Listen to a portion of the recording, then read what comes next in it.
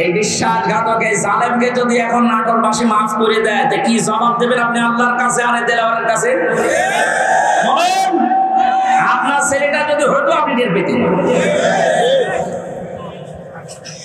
আমি একটু টের পেয়েছি, তাই আমার মুখ দিয়ে বড় দোয়া চলে আসছে। আমার মেয়েটা আমাকে আজ পর্যন্ত চেনে না। 3টা বছর আমার যোগাযোগ বিচ্ছিন্ন রেখে দিয়েছিল শয়তানরা। পরে আমি 8-9 মাস রেখে গিয়েছিলাম, এখন তো বয়স 4 বছর। আমার এখনো পর্যন্ত আমার কাছেও আসে না, আমার ডাকেও না, আমার কাছে আসে না। কারণ মনে করো বিভিন্ন হুজুর আসতো, ওইরকম একজন হুজুর। আমি জেলখানা থেকে যেদিন বের হয়ে বাড়িতে গেলাম, আমার বলছে হুজুর আমাদের বাড়ি চলে। আপনি হাসতেছেন, আমার মনের ভেতরে কত দুঃখ জানি। আমার নিজের মেয়ে আমার চিনি না, যে জালেমদের কারণে জুলুমের শিকার হওয়ার কারণে ওদেরকেও যেন ওদের বংশধর না আছে। মাফ করে দেন। মা বাপ এই জায়গায় থাকলে আমার মুখ দিয়ে মাপ বের হতো না। কিসের মাপ? সংস্কার যখন চলছে, নবীদের কর্মসূচি 6টা, এই 6টার ভেতরে 1 নম্বরে এইটা যে হালাল জিনিসকে হালাল জায়গায় নিয়ে এসে বৈধতা দান করেন। সুতরাং সেই মুহূর্তে বাংলাদেশের সবচেয়ে বড় কাজ হবে, যারা এতদিন পর্যন্ত জুলুমের শিকার হয়ে ওই জায়গায় যেতে পারেনি, ব্যাংকিং ব্যবস্থা বলেন, বিচার ব্যবস্থা বলেন, প্রশাসন বলেন, ব্যবসা বলেন, আজ ওদেরকে ওই জায়গাগুলোয় পৌঁছিয়ে দেওয়া লাগবে। আর হারাম কাজ যেগুলো হারাম হিসাবে হারাম ঘোষণা দেওয়া লাগবে। হারাম এ দেশে নেই, এই কথা বলেন না কেন? বহু অবৈধ জিনিস অলরেডি বন্ধ হয়ে গেছে, সামনে আরো বন্ধ হবে ইনশাআল্লাহ। কোরআনে কারীম থেকে আবার বলছি, আল্লাহ রাব্বুল আলামিন জানিয়েছেন, হে পৃথিবীর মানুষেরা, 3 নম্বর নবীদের কাজ ছিল সৎ কাজে আদেশ করবে, তারা অসৎ কাজে বাধা দেবে। আজ বাংলাদেশ জামাতে ইসলামীর সর্বোচ্চ দায়িত্বে যিনি আছেন ডাক্তার শফিকুর রহমানের দিকে আপনি তাকান। 4টা দিন এই লোকটার সাথে আমি এক ঘরে ছিলাম, কাশিমপুর কারাগারে। এটা মানুষ বলা যায় না, আমার মনে এটা ফেরেশতা। তাদের ঈমান কোন পর্যায়ে আপনি তার সাথে না মিশলে বুঝবেন না। মনে করছেন জামাত ইসলাম না, কিসের জামাত? সে জামাতের ঊর্ধ্বে। লোকটাকে আমি একদিন বলছি, স্যার আমি তো 3 বছর আছি, আমি যোগাযোগ বিচ্ছিন্ন, ওইভাবে বলতে পারি না, আমার দেয় না। আমার মাওলানা মামুনুল হকের মোবাইল দিত না, অন্য সবাইকে দেয়, আমাদের দেয় না। হেফাজতের আরো যারা আলেম ছিল তাদের দিত না। পানাকে দেওয়ার পরে দেখলাম 4 তালা দিয়েছে। দেখা করতে যেয়ে বললাম, স্যার এখানে একটা উপায় আছে, আপনি যদি অনুমতি দেন তাহলে আপনাকে এই কারারক্ষীদের মাধ্যমে একটা কায়দা করে মোবাইল এনে দিই, ছোট মোবাইল, আপনি কথা বলতে পারবেন চুরি করে। কি বললেন? কার সাথে কথা বলবো? অথচ তার ছেলেটাও পাশের জেলে আছে, তার ছেলেও ডাক্তার, পাশের 1 বিল্ডিং পরে তার ছেলে জেল খাটতেছে। কি হিন্দাল সার্কিয়া, কি শয়তানি নাম, উল্টো পাল্টা নাম দিয়ে বানাচ্ছে।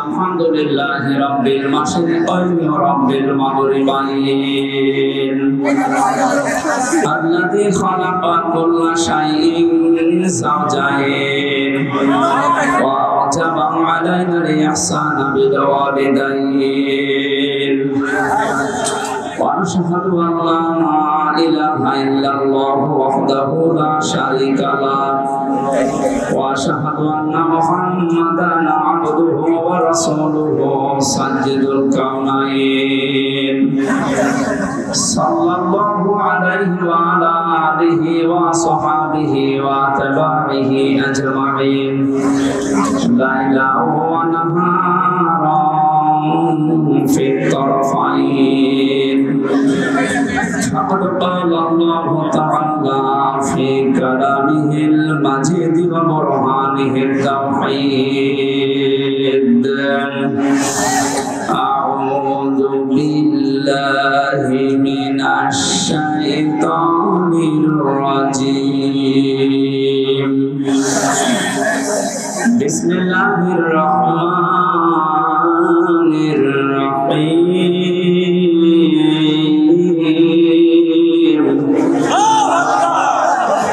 الذين يتبعون الرسول النبي الأمي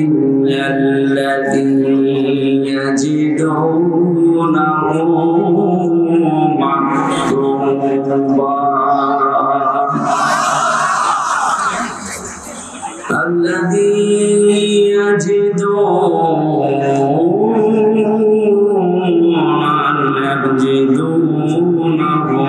مكتوبا عندهم في التوراة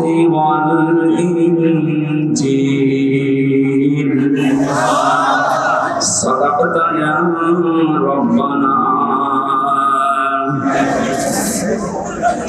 عن علي رضي الله تعالى عنه قال قال النبي صلى الله عليه وسلم يوشك أن يأتي على الناس زمان لا يبقى من الإسلام إلا اسمه ولا يبقى من القرآن إلا رسمه مساجدهم عامرة وهي خراب من الهدى علماؤهم شر من تحت أديم السماء من عندهم تخرج الفتنة وفيهم تعود رواه البيهقي.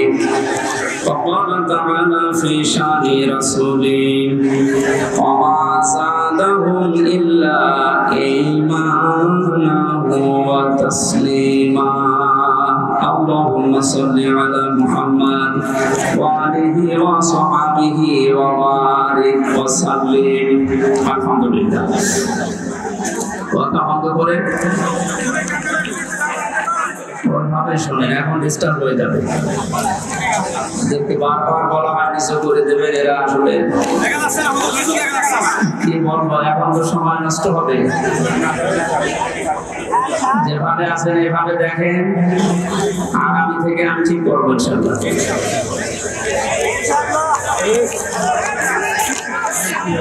এই ঝামেলা করলে তো সমস্যা। চুপ করুন না, আজকের মতো অন্তত শেষ হোক। আমি কালকে ঘোষণা দিয়ে দিইনি না ফেলে ক্যামেরা না আসে, এদের এই কারণে নিষেধ করা হয়। কথা বন্ধ করেন ভাই, যেভাবে আছেন ওইভাবে থাকা লাগবে। এখন ডিস্টার্ব হয়ে যাবে, আগামী থেকে আর ইনশাআল্লাহ ডিস্টার্ব যেন না হয় সেই কাজ করছিলেন। নাটোর জেলা বড়াইকেরা থানার অন্তর্গত মন্দির ঈদগাহ ময়দানে কোরআনে কারিমের তাফসীরের কোরআন মাহফিলের সভাপতি জনাব বাপি বিল্লাহ সরদার, সহ সভাপতি জনাব Nazrul Islam Mandal, vice principal Rajapur honours college, এতক্ষণ পর্যন্ত যারা আলোচনা রেখেছেন যারা মাওলানা হোসেন আহমেদ মাহফুজ, হাফেজ মাওলানা মোহাম্মদ আলী সহ অন্যান্য উলামা ইকরাম, মাহফিলের প্রধান অতিথি শাইখুল মাশায়েখ, ভারপ্রাপ্ত সাবেক চেয়ারম্যান বড়াইজলা উপজেলা পরিষদ, অ্যাসিস্ট্যান্ট সেক্রেটারি বাংলাদেশ জামাতে ইসলামী নাটোর জেলা। এই শব্দটা বললেও আগে ভয় পেতাম, এখন ভয় আছে আমাদের না। জামাতে ইসলামী নাটোর জেলার শ্রদ্ধাভাজন অ্যাসিস্ট্যান্ট সেক্রেটারি যারা মাওলানা আব্দুল হাদি আব্দুল হাকিম দামাত বারকাতুহুল আলিয়া। মাহফিলে বসা আছে সর্বজন শ্রদ্ধাভাজন ব্যক্তিত্ব, ইসলামী আন্দোলন বাংলাদেশ জামাত ইসলামী নাটোর জেলার সম্মানিত সভাপতি আমির, আমাদের একান্ত প্রিয় বড় ভাই ইসলামিক চিন্তাবিদ জনাব ডক্টর মীর নুরুল ইসলাম, আতামাল্লাহু উমরাহু ওয়া বারাকাল্লাহু ফি হায়াতি। বলেন আমিন।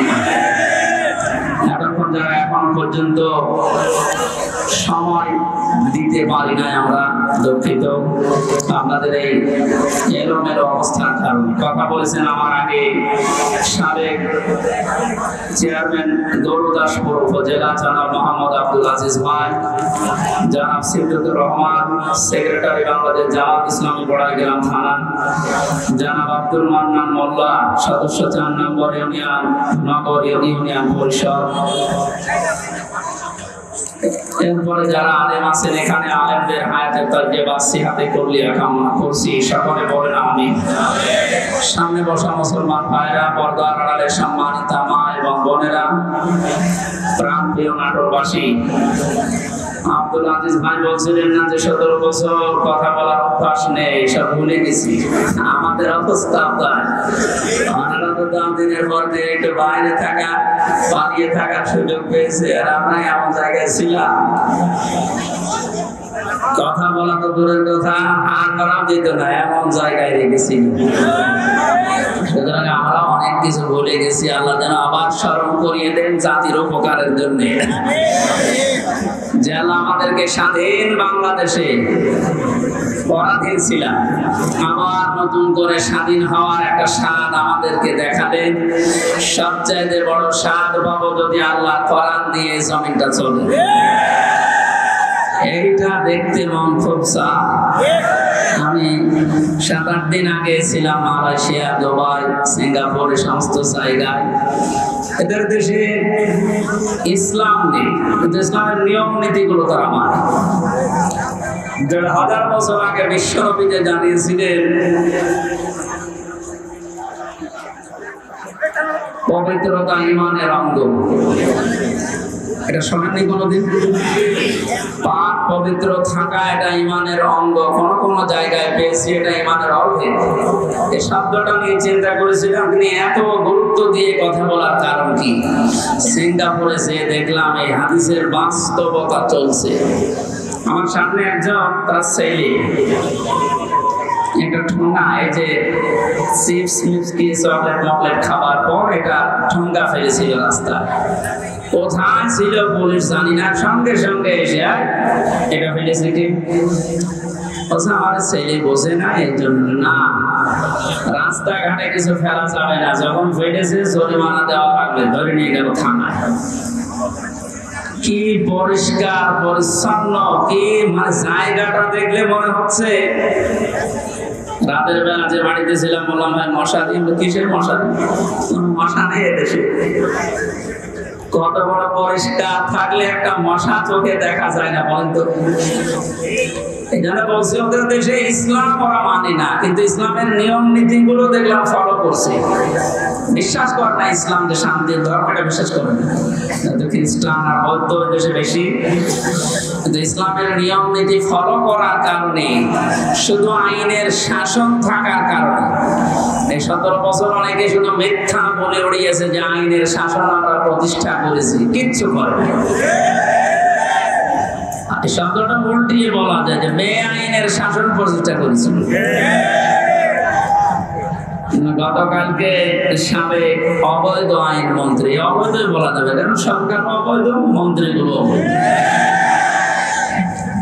যখন ডিম উপর দিয়ে মারে, নিচ দিয়ে মারে, বিভিন্ন জায়গায় যখন ডিম দিচ্ছিল থেরাপির কারণে, শেষ পর্যন্ত বলে ফেলেছে একটা দোষ আমার না, সব আমার উপর থেকে নির্দেশ দিয়েছে হাসিনা। এই কথাটা বলার পরে দেখলাম লোকটা হাসতেছে। তার মনে হয় তার আমার এই এক মামা এসেছে আজকে সাথে কুষ্টিয়া থেকে, অনেক মামা, ওর একটা হালকা তার কাটা আছে। আমার মনে হয় এই বেটারও তার এরকম কেটে গেছে।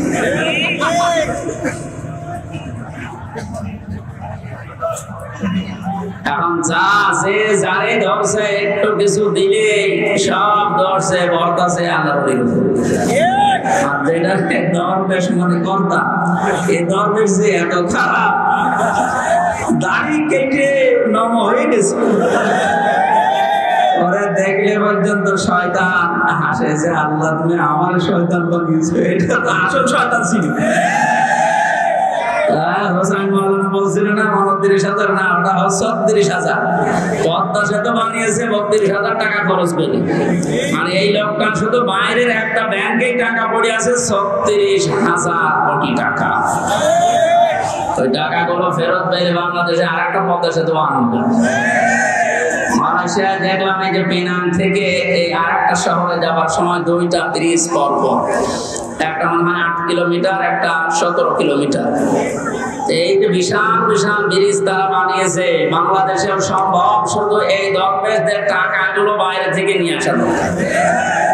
এই জন্য যারা দায়িত্বে আছেন আহ্বান জানাবো, এসব এই দরবেশ হোক আর ধর্মেশ হোক, এদেরকে এইভাবে বিভিন্ন জায়গা দিয়ে ডিম যখন দিচ্ছে কি বলবো, এগুলো নিয়ে এই টাকা পয়সা গুলো সব আমাদের দেশে নিয়ে আসেন, এই দেশ ইনশাল্লাহ দাঁড়িয়ে যাবে।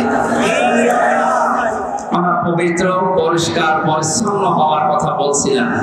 স্বাধীন দেশে যেহেতু এখন আছি, চোখে 52 বছর 53 বছর তো আমার বয়স না, আমার বয়স 32-33 বছর।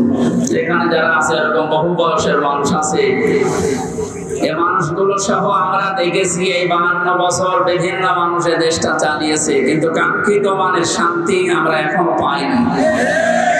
এখন শুধু বাকি আছে যে কোরআন দিয়ে চললে কেমন দেখা যায়, এটা দেখতে বাকি আছে। এটা আমরা দেখতে চাই কিনা? এমনি এমনি হবে?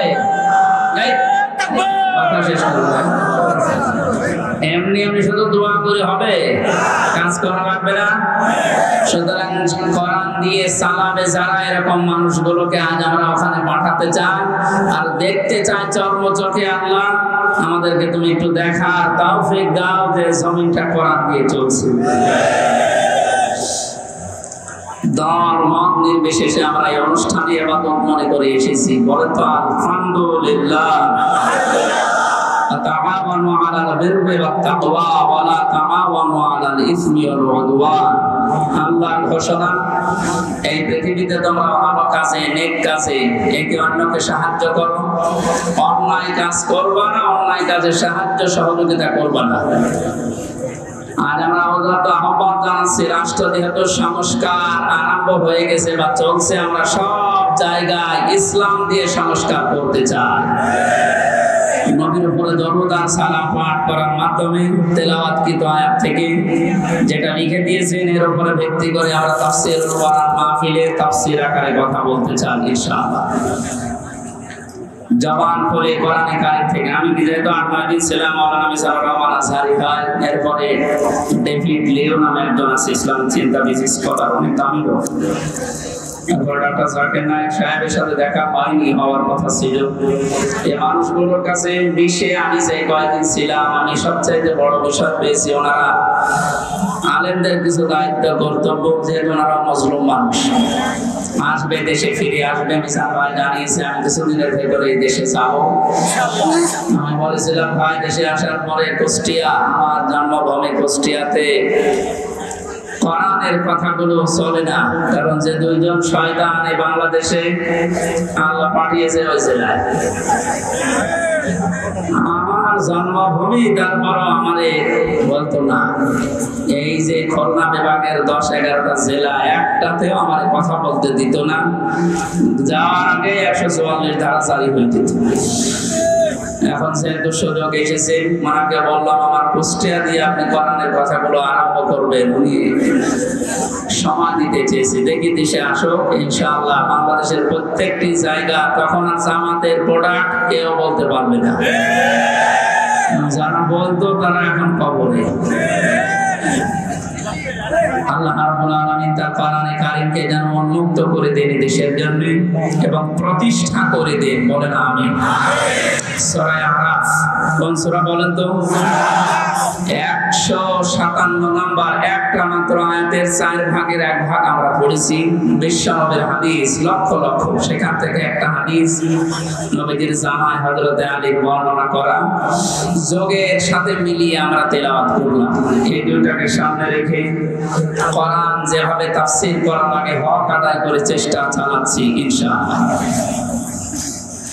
এটা যেহেতু মমতাজের কনসার্ট না, সে মহিলার এখন আর কনসার্ট করা সম্ভব না।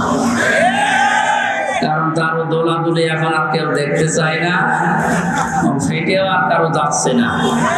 ফেটে যাচ্ছে এখন সারা বাংলাদেশে শুধু আল্লাহর কথা হবে। মানুষের জিকির করে আমরা বহু দেখেছি, একটা মানুষের আলোচনা, একটা মানুষের জিকির যে পরিমাণ হয়েছিল, যদি আল্লাহর জিকির ওই পরিমাণ এই দেশে হতো, আমরা আল্লাহর ওলি হয়ে যেতাম। আল্লাহরও মনে হয় সহ্যের বাইরে চলে গেছে, না তো এত অপমান তো আমি ফেরাউনকেও হতে দেখিনি। আমি তো জীবনী পড়েছি, তাহলে এত অপমান হয়নি। আল্লাহ রাব্বুল আলামিন কোরআনে কারীম কিভাবে মানুষের সামনে উপস্থাপন করা লাগে এটা আমাদের শিখিয়েছেন ১৫০০ বছর আগে। আমরা আল্লাহর ওই ধরনটা সামনে নিয়ে আসি, নাকি আমার মন মতো বলবো না। আল্লাহ পাক বলেন, কিতাবুন উনসিলা ইলাইকা ফালা ইয়াকুন ফি সাদরিকা ফারাজুম মিনহু লিতুনদিরা বিহি ওয়া যিকরা লিল মুমিনিন। আল্লাহ বলেন, এই একটা কিতাব, পৃথিবীতে একটাই মাত্র কিতাবের নাম আল্লাহ জানিয়েছেন, তার নাম কোরআন শরীফ। এখানে কবরে যাওয়ার পর মানুষকে যখন জিজ্ঞাসা করা হবে, মান রব্বুকা, তোমার রব কে? লোকটা যদি বলে রব্বি আল্লাহ, আমার রব আল্লাহ, সঙ্গে সঙ্গে ফেরেশতারা জিজ্ঞাসা করবে মা দীনুকা, তোমার জীবন ব্যবস্থা কি? লোকটা যদি বলে দীনুল ইসলাম, সঙ্গে সঙ্গে ফেরেশতা বলবে মান হাযা রাজুল, এই লোকটা কে ছিল? লোকটা যদি বলেও ফেলে হাযা নাবিয়ুনা মুহাম্মাদুর রাসূলুল্লাহ সাল্লাল্লাহু আলাইহি সাল্লাম, সঙ্গে সঙ্গে ফেরেশতারা আরেকটা বলবে এই কথাগুলো তুমি পেয়েছো কোথায়? কথা বুঝতেছেন? আপনি পৃথিবীর কোন বইয়ের নাম, কিতাবের নাম বললে ফেরেশতারা কিন্তু ওগুলো চিনবে না। আপনাকে সঙ্গে সঙ্গে জবাব দিতে হলে বলা লাগবে আমি কোরআনে পেয়েছি, কারণ ফেরেশতারা এই একটা কিতাব চেনে। আল্লাহ জানে কিতাব কোন দিয়েছেন, এই একটা কিতাব, এমন দামি কিতাব, এটা আল্লাহর পক্ষ থেকে এই পৃথিবীতে আল্লাহ নিজে পাঠিয়েছেন। নবীজি এই কিতাবুন শব্দটার ব্যাখ্যা করতে গিয়ে হাদিসে জানিয়েছেন, মানে তাবাল হুদা বিগাইরিল কুরআন আদাল্লাহুল্লাহ। তিরমিজি শরীফের হাদিস, এখানে ডিসকাস হচ্ছে, কথা শুনবেন, অ্যাক্টিভ হয়ে শুনবেন। আমি কিন্তু প্রশ্ন করবো, এটা ক্লাস চলছে না? ক্লাসের পরে যে প্রশ্ন করা হয় আমি কিন্তু সামারাইজ করে প্রশ্ন দেবো, আন্দাজে শুনতে এসেছেন না? আল্লাহর নবীর এই কথার ভেতর থেকে দুইটা শিক্ষা আমি পেয়েছি। নবীজি জানিয়েছেন কোরআনে কারীম বাদ দিয়ে পৃথিবীর কোন জায়গায় যদি কেউ ভালো হওয়ার নিয়তে, হেদায়েত পাওয়ার নিয়তেও যায়, আল্লাহ নিজে দায়িত্ব নিয়ে তাকে গোমরাহ করে দেয়। কথার অর্থ বোঝেন? নবীজির হাদিসের শেষ অংশ ছিল আদাল্লাহুল্লাহ, আদাল্লাহ ইউদিল্লু, সুলাসে মুজাররাদ থেকে এসেছে। শব্দটা যদি ভাবে ফাল থেকে নবীজি বলতেন যে দাল্লা আদাল্লাহ ইউদিল্লু, ভাবে ফাল থেকে শব্দটা আসা, নবী দাল্লা ইয়াদিল্লু বলতে পারতেন। এ শব্দ দিলে বাংলা অর্থ হতো আপনি নিজেই নিজেকে খারাপ বানিয়ে ফেলেছেন, আপনি নিজের জন্য নিজে দায়ী, আর কেউ দায়ী না। কিন্তু আদাল্লাহ শব্দ যখন আসবে, বাংলা অর্থ তখন হবে আপনার হয়তো নিয়ত ভালো ছিল, আপনি কোন জায়গায় গিয়েছিলেন যে ভালো হয়ে যাব, কিন্তু কোরআন সেখানে ছিল না। এই জন্য আল্লাহ রাগ করে নিজে দায়িত্ব নিয়ে আপনাকে আরো খারাপ বানিয়ে দেবে। এটার জন্য সবচাইতে বড় কারণ হচ্ছে পৃথিবীতে একটাই মাত্র কিতাব আল্লাহ মানুষকে হেদায়েত দেওয়ার জন্য সর্বশেষ পাঠিয়েছেন, তার নাম কোরআন শরীফ। কোরআন বাদ দিয়ে হেদায়েত দেওয়ার মতো কোন কিতাব কিয়ামত পর্যন্ত আর নেই। কথা বুঝতেছেন? এটা সর্বপ্রথম আয়াত দেখবেন, যালিকাল কিতাবু লা রাইবা ফি, কিতাবে আলিফ লাম আছে। আল্লাহ নির্ধারিত করে জানিয়েছেন একটাই মাত্র কিতাব যেটা মানুষকে হেদায়েত দিতে পারে, তার ভেতরে কোনো সন্দেহ নেই, ভুল নেই, অবকাশ নেই। হাদিসের ব্যস্ততা আমি যেটা পেয়েছি, বাংলার জনগণ কোরআন যেখানে নেই ওইরকম জায়গায় এখন থেকে যদি আপনি ভালো হওয়ার নিয়তেও চান, আপনাকে আমির হামজা খারাপ বানাবে না, খারাপ বানিয়ে দেবে কে? এবার এক বাক্যে বলবেন হেদায়েত দেওয়ার একচ্ছত্র মালিকানা হামজা? বলেন নবীজির। আল্লাহ ছাড়া পথ কেউ দেখাতে পারে না, হেদায়েত দিতে পারে না। উনি যদি বলেন আমি তোকে খারাপ বানাবো, বলেন তো কে আছে আপনাকে পথ দেখাবে? বলেন। এই জন্যে আমার শেষ কথা, ফাইনাল কথা এইটাই, আজকে থেকে সিদ্ধান্ত দৃঢ়ভাবে নেওয়া লাগবে। কোরআন যেখানে নেই, সে যত বড় বাবার দরবার হোক, যত বড় রাজনৈতিক দল হোক, যেখানে কোরআন চলে না, কোরআনের কর্মসূচি নেই, আমি ওখানে যাব না। যদি আমি ভালো হওয়ার নিয়তেও থাকি, তার মানে খারাপ বানিয়ে গোমরা বানিয়ে জাহান্নামে পাঠাবে কে?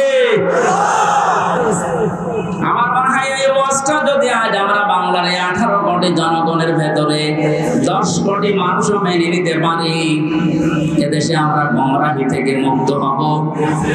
আল্লাহ রাব্বুল আলামিনের হেদায়েত আমাদের জন্য আম হয়ে যাবে।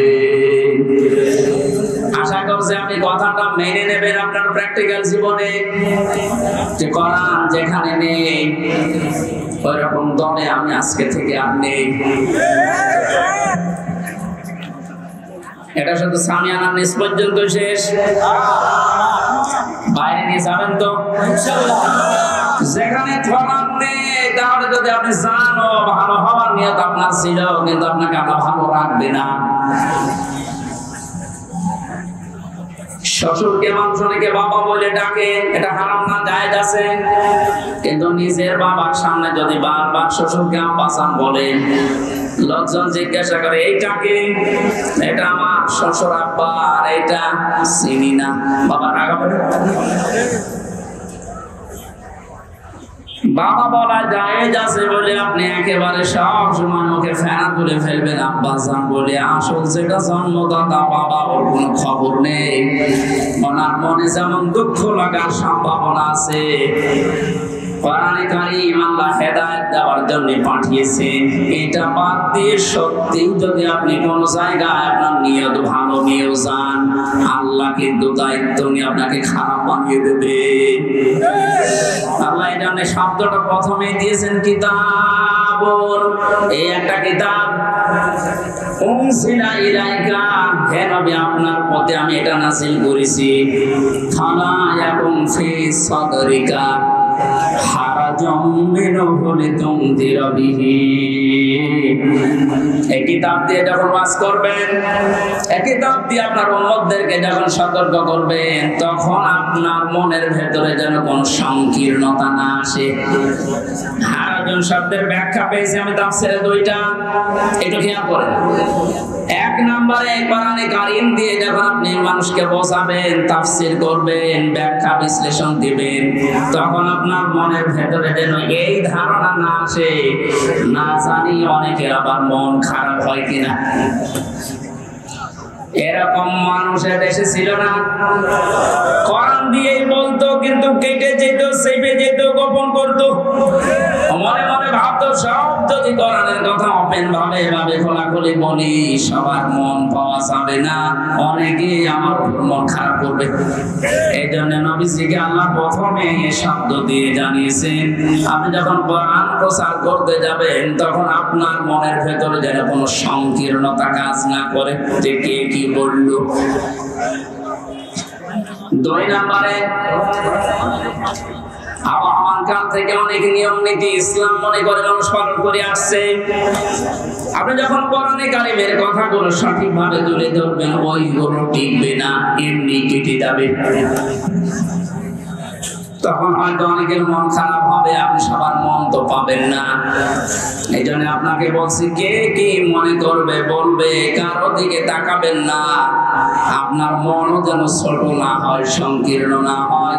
সঠিক কথাগুলো তুলে ধরার দায়িত্ব আপনার, আর হেদায়েত দেওয়ার দায়িত্ব আমি আল্লাহর। কোরআন শরীফ আমি আল্লাহ দিয়েছি মুমিনদের জন্য, এটা উপদেশ। এই আয়াতটা সামনে রেখে আজকে আমরা তেলাওয়াত কি আয়াতের তাফসীর করব ইনশাআল্লাহ। এবার বলি আমরা আউযু বিল্লাহি মিনাশ শাইতানির রাজীম। বিসমিল্লাহির রহমানির রহিম। আল্লাযীনা ইয়াত্তাবিউনার রাসূলান নাবিয়্যাল উম্মিয়্যাল্লাযী يجدونه مكتوبا صدق الله العظيم। কোন সূরা বলেন তো? আরাফ। আরাফ মানে প্রাচীর। আরাফ মানে কি? বিভিন্ন অর্থ আছে। আরাফের অন্যতম অর্থ হচ্ছে আরাফ মানে প্রাচীর। কিয়ামতের দিন আল্লাহ জান্নাত জাহান্নামের মাঝে একটা প্রাচীর দাঁড় করাবেন। কিছু মানুষকে আল্লাহ ওই জায়গায় বসাবেন, জান্নাতেও দেবে না জাহান্নামেও দেবে না, ওখানে স্টিল তারা বসে থাকবে, দাঁড়িয়ে থাকবে। কিয়ামত এদিকে এত নড়াচড়া, কি সমস্যা কি? এদিকে আসার দরকার নেই। দেখেন তো কি বলে, দেখেন না তো বলো হয়েছে, ঠিক আছে। না আপনি যদি আমল করতে না পারেন তাহলে আসার দরকার নেই। নামকরণ বলছে, তাফসীর করার জন্য 13টা জিনিস সামনে রাখা লাগে। আমরা উসুলে তাফসীরের যে নিয়ম পড়েছি, এখানে করবো আলেম বসে আছে, দেখতে পাচ্ছেন না? নাকি ফাটা যায় একজনকে লাগিয়ে দেবো? সাদা করলে কি ইবাদত থাকবে? এটা কষ্ট হচ্ছে গরমে আমাদের, তারপরও যেহেতু এটা ইবাদত, এই কারণে আমরা বসে আছি কিছু নেওয়ার জন্য, নাকি? আরাফ কি নাম বললাম? এটা একটা প্রাচীর, জান্নাত জাহান্নামের মাঝে আল্লাহ রাখবেন। নামকরণের ভেতরে আমি তাফসীরে তাবারি থেকে বলছি এটা। নবীজি বলেন সাহাবীরা, এখানে আল্লাহ যাদেরকে বসাবেন এদেরকে জান্নাতেও দেবে না জাহান্নামেও দেবে না, একেবারে স্থির। প্রশ্ন করলেন সাহাবী, হে নবী এদেরকে আল্লাহ জান্নাতে দিচ্ছে না, কারণ কি? বিশ্বনবী জানিয়েছেন এই মানুষগুলোকে আল্লাহ জান্নাতে দেবে না, তার অন্যতম কারণ এরা মা বাবার সাথে খারাপ আচরণ করত। এরা নামাজ পড়েছে, রোজা রেখেছে, ভালো ভালো কাজের আঞ্জাম দুনিয়ায় দিয়েছে, দান সাদকা এদের সব ছিল, শুধু একটা বিষয় পারিবারিক জীবনে মা বাবার সাথে এদের ভালো ব্যবহার ছিল না। এজন্য কোরআনে কারিমে আল্লাহ জানিয়েছেন, বাবা রব্বুকা আল্লাহ তা'বুদু ইল্লা ইয়াহু ওয়া বিল ওয়ালিদাইনি ইহসানা। আমি আল্লাহ রায় দিয়েছি, রায় দিচ্ছেন কে? আমি আল্লাহ রায় দিয়েছি, ফয়সালা করেছি, সিদ্ধান্ত নিয়ে ফেলেছি যে আমি আল্লাহ ছাড়া কারো ইবাদত করা যাবে না। আর মা বাবা যাদের আছে তাদের সাথে ভালো ব্যবহার করা লাগবে। এই আয়াতের ভেতরে দুইটা বিষয় বেশি। কয়টা? এই যে আল্লাহর ইবাদত করা লাগবে, আল্লাহর আইন মানা লাগবে, কোনো প্রশ্ন করা যাবে? বলেন আপনার বুঝে আসুক বা না আসুক, আল্লাহর আইন আল্লাহর ইবাদত মাস্ট বি। আপনাকে এই জন্য আল্লাহ বানিয়েছে। তাহলে আল্লাহর আইন মানা এটা ফরজ। আল্লাহর আইন মানা কি? আরো জোরে বলেন। মা বাবার আইন মানা কি? এই শোনেন, মাঝখানে ওয়া আল্লাহ দিয়েছেন, খেলা করার জন্য দিয়েছেন।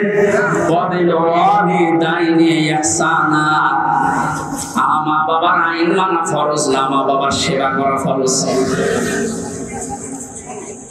মা বাবার পেছনে খরচ করা, তাদের সেবা শুশ্রূষা করা, এটা কিন্তু নফল না, মুস্তাহাব না, মুবাহ না। এটা আল্লাহর নামাজ যেমন পড়েন ঠিক ওই রকম ফরজ। এই মানুষগুলো এই কাজ করে না, এই জন্য আল্লাহ এই জায়গায় দাঁড় করিয়ে রেখেছে। সাহাবী বলেন, হে নবী এদেরকে আল্লাহ জাহান্নামে দেয় না কেন? তাহলে বিশ্বনবী বলেন, সাহাবীরা এই মানুষগুলো দ্বীন কায়েমের জন্য দুনিয়ায় আন্দোলন করেছে, চেষ্টা চালিয়েছে, এই কারণে জাহান্নামে দেয় না। তাহলে হাদিস থেকে বোঝা যায় দুনিয়ায় যারা দিন কায়েমের জন্য চেষ্টা চালাবে, সংগ্রাম করবে, মুজাহাদা করবে, এই মানুষগুলোর জন্য জাহান্নামের আগুন হারাম। আমরা জাহান্নামে যেতে চাই না। যারা যারা আমরা ইসলাম এই পৃথিবীতে দাঁড় করানোর জন্য, কায়েম করার জন্য চেষ্টা চালিয়ে যাচ্ছি, খাদেম হিসাবে, কামলা হিসাবে, আমাদেরকে আল্লাহ জাহান্নামে দেবেন, আপনি বিশ্বাস করতে পারেন। তো পারিবারিক জীবনে যেন এমন কোন কাজ আমরা না করি যে না আমরা জান্নাতেও যেতে পারছি না। এখন একটা ছোট্ট প্রশ্ন এখানে আছে, আজ হাজার লক্ষ পরিবারে আমরা অনেকেই চেষ্টা করে যাচ্ছি যে পারিবারিক জীবনে আমরা শান্তি সুখে কাটাবো, যেন জাহান্নামে যাওয়া না লাগে মা বাবার সাথে আচরণ খারাপ করার কারণে। তো অনেক পরিবারে আমরা বাস্তবে দেখতে পাচ্ছি স্ত্রীর কারণে আর স্ত্রীর মা বাবার এই কুপরামর্শের কারণে অনেক সংসারে সন্তান মা বাবার সাথে ভালো আচরণ করতে পারছে না। সম্মানিত মা বোন যারা বিভিন্ন জায়গায় বসে আছেন, শুধু নামাজ পড়া আর পর্দা করা ইবাদত না, মানুষের সাথে মুআমালাত, মুআশারাত, পারিবারিক জীবনে নিজের নিকট আত্মীয় স্বজনের সাথে ভালো ব্যবহার করা ইবাদত। এটা আজ হাজারো পরিবারে নেই। এখানে অনেক মানুষ ইসলাম সঠিকভাবে মানতেও পারছে না। বাস্তবতায় সে দান, সাদকা, নামাজ, রোজা, হজ, যাকাত বহু কিছু করছে, পারিবারিক জীবনে স্ত্রীর শুধু মন ছোট থাকার কারণে নিজেও বাধ্য হয় স্ত্রীর কারণে মা বাবার সাথে খারাপ ব্যবহার করতে। আপনি কিন্তু আমাকে আরাম নামক জায়গায় দাঁড় করাতে বাধ্য করছেন। সুতরাং স্ত্রী যারা এসেছেন ওরা মন উদার করবেন, মনে করবেন যাদের বাড়িতে আসলাম এগুলো আমার মা আর বাবা। আমি হাজারো মেয়ে লোককে দেখেছি নিজের মা বাবা দোষ করলেও কিছু মনে করে না, মাফ করে দেয়, মানিয়ে নেয়। তো শ্বশুর শাশুড়ি একটু ভুল করলে মানাতে পারে না, তখন স্বামীর কাছে আস্তে আস্তে কানে কানে কথা তুলে দেয়। এরকম মহিলা দেশে নেই? শ্বশুর শাশুড়ি যারা বসে আছে ওরা তো এখন বগল বাজাচ্ছে যে কাজ হচ্ছে। কোরআনে কারীম জানিয়েছে ওয়াকুলু লিন-নাসি হুসনা, মানুষের সামনে হাসি মুখে ভালো কথা বলবা, এটা একটা সাদকা দেওয়ার সওয়াব হয়ে যাবে। আপনি শ্বশুর আর শাশুড়ি হয়েছেন তাতে কি? মেয়েটা 18 বছর, 20 বছর, 22 বছর পরে আপনার বাড়িতে এসেছে, এটাকে নিজের মেয়ের মতো মনে করতে পারেন না। আল্লাহর কসম, আমি আল্লাহকে সামনে নিয়ে বলছি, সাক্ষী করে বলছি, সত্যি যদি মা আর বাবা নিজের মেয়েকে, নিজের ছেলেকে যে নজরে দেখে, পুত্রবধূকে এই নজরে যদি দেখতে পারতো, আমরা হাজারো সন্তান আর নামক জায়গায় থাকতাম না। আহ্বান জানাচ্ছি, আমরা তো চেষ্টা করছি, কিন্তু আপনাদের এই ছোট মনের কারণে পারছি না। আপনার মনটা উদার করেন, কি করবেন আপনি দুনিয়ার এই সয় সম্পদ দিয়ে যদি জাহান্নামে যাওয়া লাগে? আল্লাহ আমাদেরকে আরাফ নামক এই জায়গায় যেন দাঁড় করিয়ে ভাগ্য হত না করেন। নবীজি কিন্তু হাদিসের শেষে আর বলেননি যে এরা যাবে কোথায়। বলেন তো এই হাদিসে পর্যন্ত থাকলে কি দাঁড়াচ্ছে অর্থ? জান্নাতেও যেতে পারছি না শুধুমাত্র এই কারণে, জাহান্নাম আল্লাহ দিচ্ছে না আমি ইসলামী আন্দোলন করার কারণে। অথচ এই জায়গায় যদি দাঁড়িয়ে থাকা লাগে আবাদান আবাদান, আমার মতো হতভাগ্য মানুষ আছে। আল্লাহ আমাদেরকে হেফাজত করুন, বলেন আমিন। মক্কায় নাযিল হয়েছে সূরাটা, 206টা আয়াত আছে, 20টা 16টা রুকু আছে। ক্রমিক নাম্বার হিসাবে কোরআনে কারীমের এটা 7 নাম্বার সূরা। মাত্র একটা আয়াতের 4 ভাগের 1 ভাগ পড়েছি। আয়াতের ভেতরে 3টা বিষয় আমরা আলোচনায় নিয়ে আসব। 1 নম্বরে আমাদের নবী মুহাম্মদ রাসূলুল্লাহ 3টা গুণ আল্লাহ দিয়েছে। কয়টা? যেহেতু বর্তমান প্রেক্ষাপটের সাথে আয়াতের একেবারে হুবহু মিল আছে। 2 নম্বরে আল্লাহ নবীর কর্মসূচি ছিল এই দুনিয়ায়, আয়াতের ভেতর থেকে আমরা 6টা পেয়েছি। কয়টা? 3 নম্বরে আমরা যারা তার উম্মত এখন দাবি করব কিয়ামত পর্যন্ত, তাদের কর্মসূচি হবে, তাদের করণীয় হবে 4টা। তাহলে নবীজির পরিচয় তুলে ধরা হবে আয়াত দিয়ে 3টা, বিশ্বনবীর কর্মসূচি তুলে ধরা হবে 6টা। আর আমাদের করণীয় তুলে ধরা হবে 4টা, সব মিলে 13টা। কয়টা? এই 13টা বিষয় আজকের আলোচনায় আছে। আমরা একটা একটা করে তাফসীর আকারে শুনছি। আপনারা আছেন তো? আল্লাহ পাক বলেন, আল্লাযীনা ইয়াত্তাবিউনার রাসূলান নাবিয়্যাল উম্মিয়্যা। তোমরা অনুসরণ করো, ইত্তেবা করো, দেখে দেখে চলো। এই যে তাবউন শব্দটা আছে, আমি 12 সালে যখন আলোচনা আরম্ভ করেছিলাম বিশ্ববিদ্যালয়ের সেকেন্ড ইয়ারে থাকতে, ওই সময় তাবউনের ব্যাখ্যা পড়েছিলাম। অনেকে ইন্টারনেটে এটা দেখেছেন, মনে আছে আপনাদের তাবউন মানে কি? তাবউন মানে দেখে দেখে চলা।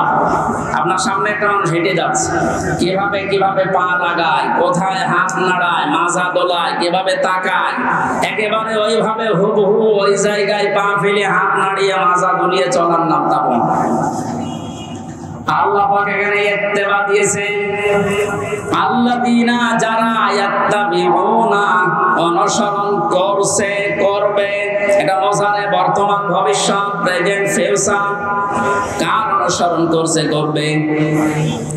রাসূলান নাবিয়্যাল উম্মিয়্যা। বিশ্বনবীর পরিচয় আল্লাহ এখানে দিয়েছেন 3টা। 1 নম্বরে রাসূল ছিলেন তিনি, 2 নম্বরে তিনি ছিলেন নবী, 3 নম্বরে তিনি ছিলেন উম্মি। এবার আসেন তো, রাসূল কাকে বলে, নবী কাকে বলে, উম্মি কাকে বলে? এই পৃথিবীতে বহু নবী এবং রাসূলের কথা আমরা শুনেছি। 1,24,000 নবী রাসূলের কথা আমরা জানি। পৃথিবীতে আল্লাহ মানুষকে হেদায়েত দেওয়ার জন্য, পথ প্রদর্শন করার জন্য পাঠিয়েছেন। এতগুলো নবীর জীবনী, কর্ম পদ্ধতি বলতে বলতে তো সময় চলে যাবে। আমি গুরুত্বপূর্ণ কয়েকটা নবীর জীবনী থেকে বলছি। যত নবীকে আল্লাহ দুনিয়ায় দাওয়াতি কাজ করতে পাঠিয়েছিলেন, সবচাইতে বেশি কষ্ট সহ্য করেছিলেন হযরতে মুহাম্মদুর রাসূলুল্লাহ। এনার পরে যার নামের তালিকা পাওয়া যায় তিনি হযরতে ইব্রাহিম আলাইহিস সালাম। এনার পরে যার নামের তালিকা আছে হযরতে নূহ আলাইহিস সালাম। এনার পরে যাদের নামের তালিকা আছে সিরিয়াল হিসাবে, আল্লাহ পাক কোরআনে কারিমে জানিয়েছেন, শারা'a লাকুম মিনাদ-দীনি মা ওয়াসসা বিহি নূহা ওয়াল্লাযী আওহায়না ইলাইকা। আমি নির্ধারিত করে দিলাম, লিখে দিলাম, নির্ধারণ করে দিলাম, আমি আল্লাহ সই স্বাক্ষর করে দলিল করে দিলাম তোমাদের জন্য। নূহ আলাইহিস সালামকে, ইব্রাহিম আলাইহিস সালামকে, ঈসা আলাইহিস সালামকে, এই সমস্ত মুসা আলাইহিস সালাম, এই বড় বড় নবীদের নামগুলো দিতে দিতে আল্লাহ জানিয়েছেন, হে নবী, এই প্রত্যেকটা নবীকে কিন্তু আমি আল্লাহ জানিয়েছিলাম আনাকিমুদ্দিন, তোমরা দিন কায়েম করো। আপনাকে আমি ওহী করলাম ঠিক ওইভাবে, ওয়াহাইনা ইলাইকা, আপনার প্রতি আমার একই ওহী, আন আকিমুদ্দিন, আপনি দিন কায়েম করেন জমিনে, ওয়ালা তাতাফাররাকু ফি, এই বিষয়ে কোনো ফতোয়াবাজি করবেন না। সময় কিন্তু এসে গেছে এখন এই দেশে ঠিক ওই রকম।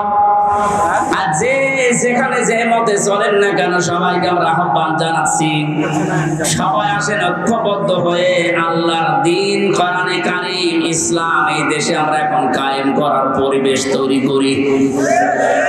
সত্যি যদি এটা কায়েম না হয়, হালালকে হালাল জেনে অনেক সময় মানা যাবে না, হারামকে হারাম জানার পরও ছেড়ে দেওয়া যাবে না। এই 17 বছর যেটা দেখলাম, এই জন্য আমাদের সবচাইতে বড় কাজ হবে এখন আল্লাহর এই জমিনে আল্লাহর দ্বীন কি করে কায়েম করা যায়, দাঁড় করানো যায়। বিশ্ব নবী মুহাম্মদ রাসূলুল্লাহকে আল্লাহ রাসূল বলে ঘোষণা দিচ্ছেন যে, হে নবী, আপনি আপনার পরিচয় উম্মতদের সামনে দেবেন যে আমি তোমাদের জন্য রাসূল হয়ে এসেছি। 511 জন রাসূলের কথা আমরা পড়েছি, আর বাকিগুলো সব আল্লাহর নবী হিসাবে পাঠিয়েছিলেন। এই সমস্ত মানুষদের দায়িত্ব কোরআনে কারিমে এক একটি আয়াতের ভেতরে আল্লাহ দিয়েছেন, ওয়ালাকাদ বা'আসনা ফি কুল্লি উম্মাতির রাসূলান আনি ইবুদুল্লাহ ওয়াজতানিবুত তাগুত। রব্বুল আলামিন আলামিন বলেন এই পৃথিবীর যত ওয়ালাকাদ বাআসনা ফি কুল্লি উম্মাতির রাসূলান, প্রত্যেকটি জাতির জন্য আমি আল্লাহ রাসূল পাঠিয়েছিলাম। প্রতিটি নবী আর রাসূলদের জীবনের দায়িত্ব মূল ছিল দুইটা। তারা উম্মতদের কাছে যে বলতেন আল্লাহর ইবাদত করো। কার ইবাদত? এই শব্দটা নিয়ে হাজারো জায়গায় আমরা এই দেশের ভেতরে অনেক ভেজাল দেখতে পাচ্ছি। কমে দিয়েছে ফ্যান, ইয়ার কি মারছে দেখেন, বসে বসে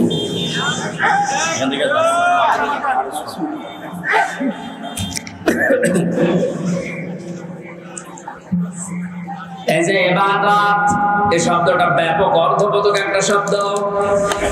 এটা নিয়ে আজ হাজারো ঝামেলা ভেজাল তৈরি করে শব্দটাকে আজ কলঙ্কিত করে ফেলেছে অনেকে।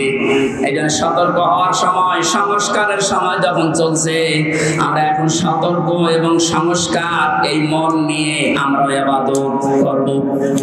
আমার ইবাদতের ভেতরে যেন কোনো ভেজাল না আসে। গাড়ি গাড়ি ইবাদত করা লাগবে, কোরআনে আল্লাহ এমন দেয়নি। ইবাদত করো, আখলিস দীনাকা ইয়াকফিকা আমালুল কলিল। তোমার ঈমানটা যদি খাঁটি হয়, কাজকর্ম আমল যদি কম হয়, আমার আল্লাহ মাফ করে দেবে। আমাদের অনেকের কাজ কারবার দরবেশ বাবার মতো গাড়ি গাড়ি দেখতে পাচ্ছি। ওর একটা বক্তব্য শুনেছিলাম কয়েকদিন আগে, ও বলেছে কোরআনেও সমস্যা আছে। এই নামটা নিয়ে, আহলে হাদিসের নাম নিয়ে অনেক মানুষ আজ মানুষকে ধোঁকা দিচ্ছেন। আহলে হাদিস এই শব্দটা খারাপ না, কিন্তু শব্দটা নিয়ে আজ ধোঁকা দিয়ে বোকা বানিয়ে অনেকে এখনো পর্যন্ত জালেমদের পা চাটতেছে। কালকের বক্তব্য ছিল একজনের রফিক নামে,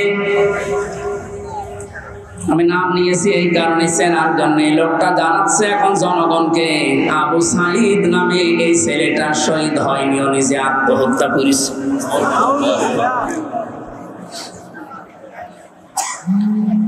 বিশ্বনবী কোরআন হাদিসের ভেতরে তিনি স্পষ্টভাবে জানিয়েছেন, কেউ যদি দেওয়াল চাপা পড়ে মারা যায় সে শহীদের মর্যাদা পায়, পানিতে ডুবে মারা যায় শহীদের মর্যাদা পায়। এই কথা কি নতুন শুনছেন? বলেন।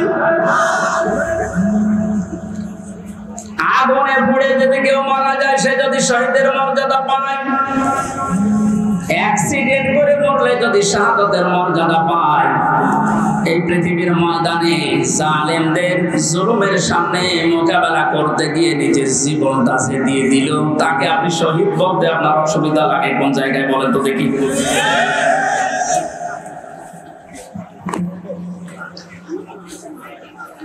এবার আমরা দুইটা নোটিশ বলছি, যেহেতু এই শব্দটা শুনে আজ 2 দিন ধরে অনেক জালেমের দোসর যারা, তারা এখনো পর্যন্ত অপপ্রচার চালাচ্ছে এদের বিরুদ্ধে।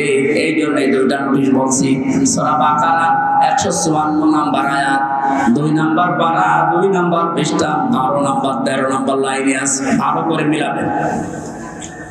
আল্লাহ পাক বলেন, আল্লাহ তাকুলু লিমান ইয়াকতালু ফি সাবিলিল্লাহি আমওয়াত বাল আহইয়াউম ওয়ালাকিন লা তাশউরুন। আপনি হয়তো এভাবে এতদিন চিন্তা করেননি, যেভাবে আমি বলছি মিলিয়ে দেখেন।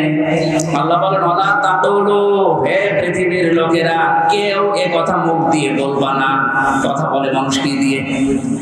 বলেন না কেন? এই জন্য মুখের উপর আল্লাহ নোটিশ দিয়েছেন, কেউ এ কথা বলবা না। 1 জন 2 জন না, কেউ বলবা না বহু বছর। লিমান ইয়াকতালু ফি সাবিলিল্লাহি আমওয়াত, আমি আল্লাহর জন্য, মানবতার জন্য যারা জীবন দিয়ে গেল, এই মানুষ মরে গেছে, এই কথা বলবা না। বাল আহয়াউন, বরং তারা জীবিত।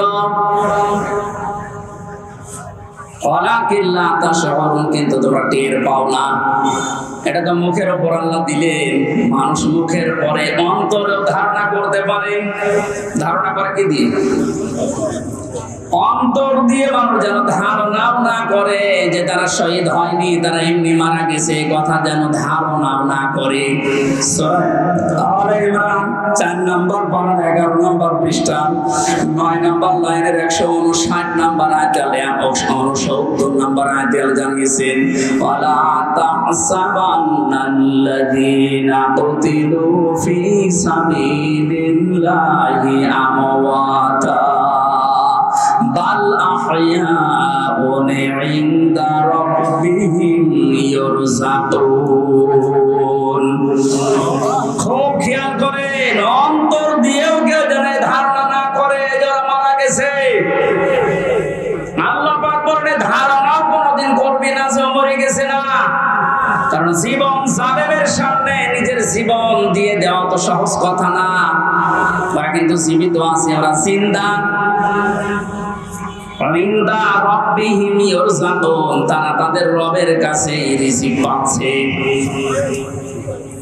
সুতরাং আবু সাঈদ রংপুরের এই ছেলেটা জালেমের সামনে দাঁড়িয়ে জীবনটা দিয়ে শাহাদাতের মরণ পেয়েছে। এটা কোনোদিন আপনি মুখ দিয়ে যেন না বলেন যে লোকটা মরে গেছে, ধারণা না করেন যে মরে গেছে না, শহীদ হয়েছে। কি হয়েছে? স্বাধীনভাবে কথা বলতে পারতাম না। পাশের জেলায় বাড়ি আমার, নাটোর, কুষ্টিয়া। এখানে দাওয়াত খেতে এসেছিলাম বিয়ের, তারপর আমার ঢুকতে দেয়নি। কোথায় ছিলাম আপনি টের পেয়েছেন?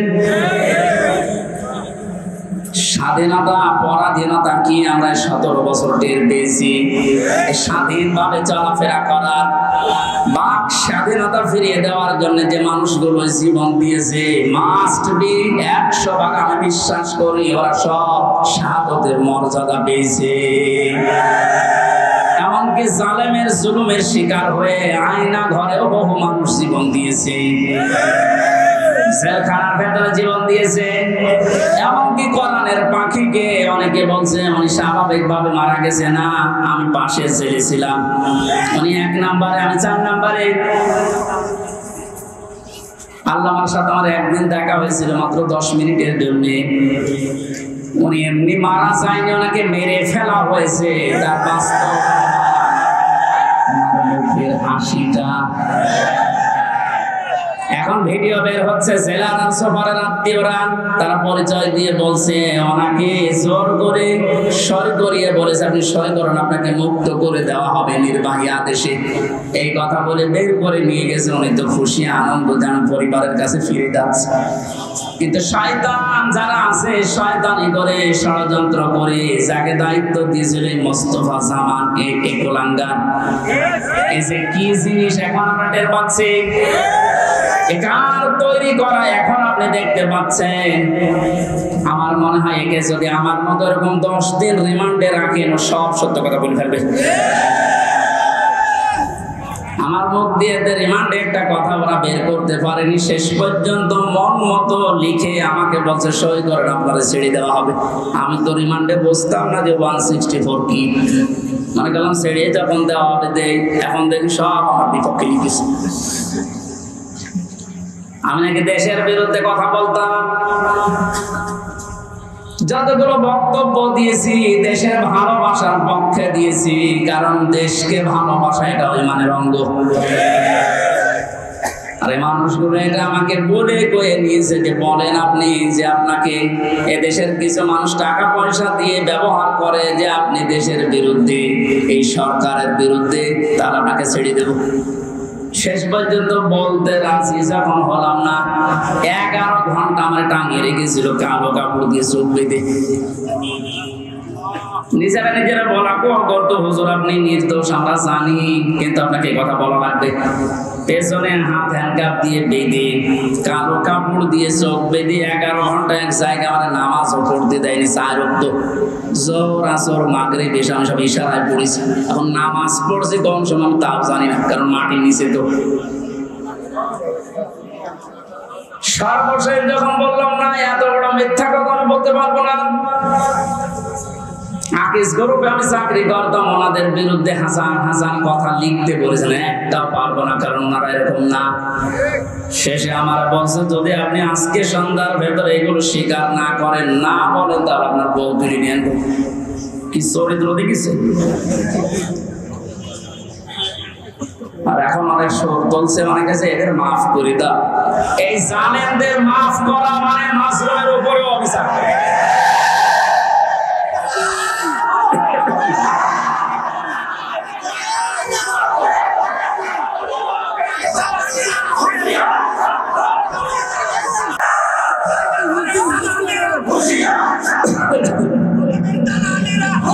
আমার ভাইরা, আপনি আমান আজমির জীবন ফিরিয়ে দিতে পারবেন? ব্যারিস্টার আরমানের স্ত্রীর কাছে আপনি কি জবাব দেবেন বলেন? কোথায় পৌঁছিয়েছেন তার জীবনটা? কি ট্যালেন্টেড সন্তান ছিল মীর কাসেম আলীর। আমি জেলখানায় থাকতে কারারক্ষী এসে আমার কুতুবউদ্দিন ওর বাড়ি, রাজবাড়ি, রাত 12টার পরে যখন ডিউটি হয়েছে, এসে বলছে, হুজুর একটা গোপন কথা বলি, কাউকে যেন বলেন না এখানে, তাহলে আমার সমস্যা হবে। কি হয়েছে বলে, আমি যেদিন দায়িত্বে ছিলাম মীর কাসেম আলীর, যেদিন ফাঁসি হবে লোকটাকে যে বললাম, স্যার আর সময় নেই, মাত্র 3 ঘন্টা আছে, আপনি প্রস্তুতি নেন। উনি আমার বলছে, ভাই কারারক্ষী এখনো তো সময় 3 ঘন্টা আছে, আমি 2 ঘন্টা ঘুমাই, তুমি আমার ডেকে দিও। আল্লাহর কসম, আমি আল্লাহকে সামনে নিয়ে বলছি, যা যা বলেছে একটাও মিথ্যা কথা না, সবগুলো এইভাবে বলেছিল। যে আমি পাহারা দিতে গিয়ে দেখলাম লোকটা ঘুমিয়ে গেল। 2 ঘন্টা পর ডাকলাম, ঠিক ঘুম থেকে উঠলো, গোসল করে ওযু করে শেষের নামাজটা শেষ করে একটা চা বানিয়ে বলছে, নেন। বললাম, স্যার আমি চা খাবো না। আপনার কিছুক্ষণ পরে বলে, জানি আমি, আর মাত্র 15 মিনিট আছে।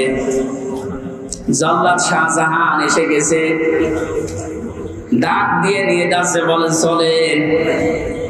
উনি আমারে বলছিল, ভাই আমির হামজা, আপনাকে আমি বলি, আমিও তো মানুষ, উনিও মানুষ, মাত্র 3 ঘন্টা ধরে ফাঁসি, তার 2 ঘন্টা ঘুম আসলো কি করে? এই লোকটার সন্তান ব্যারিস্টার আরমান, উনি কিন্তু ওই সময় জানে যে তার ছেলে গুম হয়ে আছে, মরে গেছে না বেঁচে আছে তাও জানে না। বাংলাদেশ না, বিশ্বের ভেতরে যদি আমার মনে হয় 100 জন মানুষ থাকে যে মানুষকে কর্মসংস্থান তৈরি করে দেয়, তার ভেতরে মীর কাসেম একজন। কত কিছু দুনিয়ায় তার ছড়িয়ে আছে, আমি হিসাব করতে পারবো কি হামজার মতো সে। তার স্ত্রী সন্তান কোথায় আছে সে কিচ্ছু জানে না।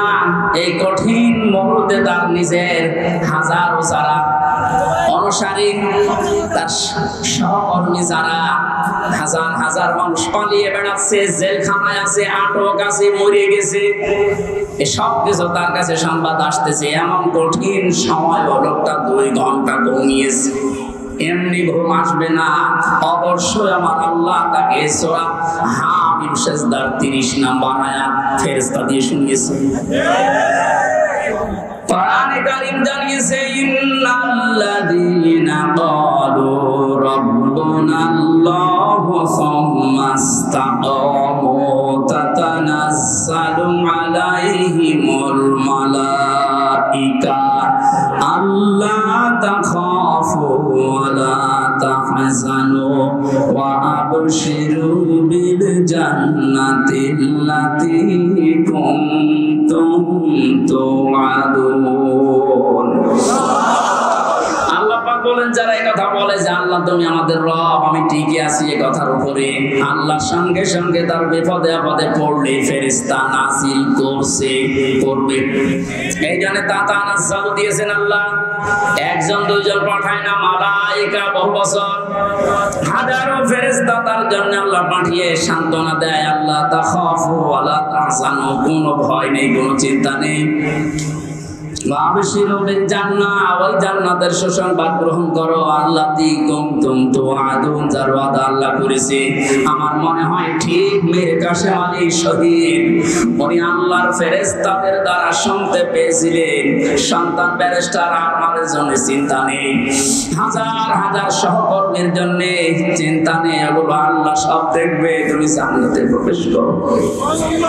তাছাড়া কি করে ঘুম এসেছে আমার তো বিশ্বাস হয় না, আমিও তো ছিলাম, আমার তো ঘুম আসতো না, রাতের পরে রাত আমি বিনা ঘুমে কাটিয়েছি। ঘুম আসে না কি করবো, 2-3টা ঘুমের পরে খেয়েও ঘুম আসে না। অথচ লোকটার 2 ঘন্টা 2.5 ঘন্টা পরে ফাঁসি, আর বলছে আমি 2 ঘন্টা ঘুমিয়ে নেই। আপনি কি চাঁদা মনে করেন এটা? এই লোকটার সন্তান ব্যারিস্টার আরমান 8টা বছর তার স্ত্রী জানতো না যে লোকটা বেঁচে আছে না মারা গেছে। গতকালকে তিনি একটা ভিডিওতে বলছিল আমি আমার পরিবারের আশা ছেড়ে দিয়েছিলাম, কারণ খাবার দিত পচা খাবার, অধিকাংশ সময় আমার রোজা রেখে কাটানো লাগতো। এই 8 বছরে আমার মনে হয় সে প্রায় 8 বছরই রোজা ছিল।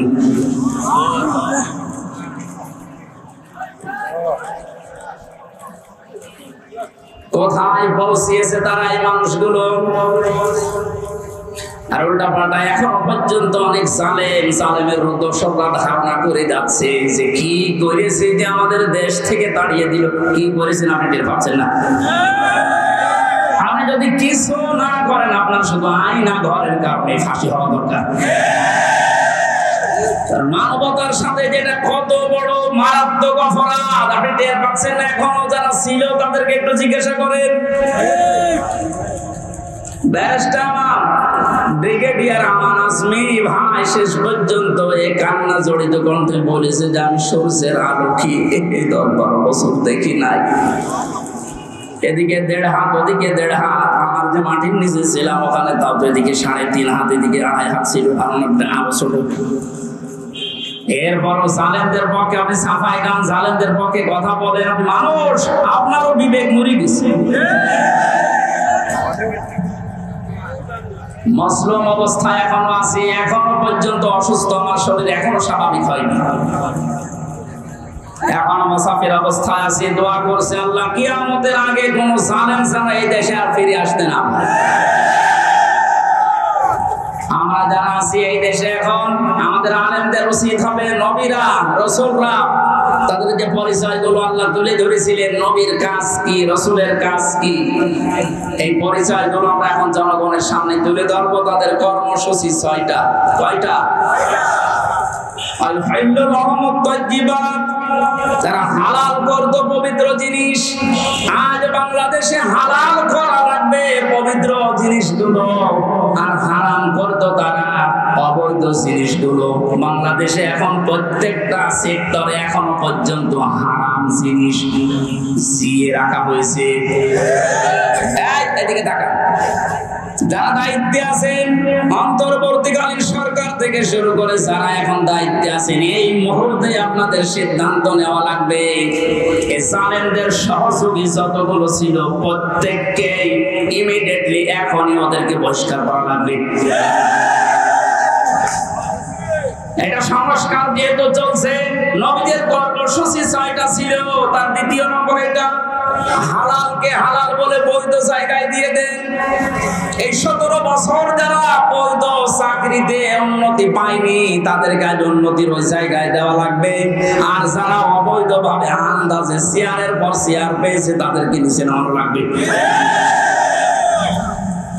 ইসলামী ব্যাংক থেকে শুরু করে বাংলাদেশের যত ব্যাংকিং ব্যবস্থা, বিচার ব্যবস্থা, প্রশাসন, ব্যবসা, প্রত্যেকটি দিক আর বিভাগে যেহেতু সংস্কার আরম্ভ হয়েছে, এই সংস্কার ইমিডিয়েটলি কয়েকদিনের ভেতরই করা লাগবে। এখনো পর্যন্ত এই হারামখোর যারা, এদের অভ্যাস এখনো যাবে না। বলছেন না হুজুর দোয়া করেন, নূহ নবীর চাই থেকে আমি বড় হয়ে গেছি। নূহ নবী দোয়া করেছিলেন না? কি বলেছিলেন? লা তাদার আলাল আরদি মিনাল কাফিরিনা দাজ্জারা ইন্নাকা ইন তাদারহুম ইউদিল্লু ইবাদাকা ওয়া লা ইয়ালিদু ইল্লা ফাজিরান কাফারা। আল্লাহ বহু চেষ্টা করেছে এদের পেছনে, 950 বছর দাওয়াত দিয়েছি। এদের যে চরিত্র, এদের আন্ডা বাচ্চা পর্যন্ত যেন জমিনে একটাও না থাকে, কারণ যেটা থাকবে ওর পেট থেকে যেটা আসবে ওইটা হবে ভালো।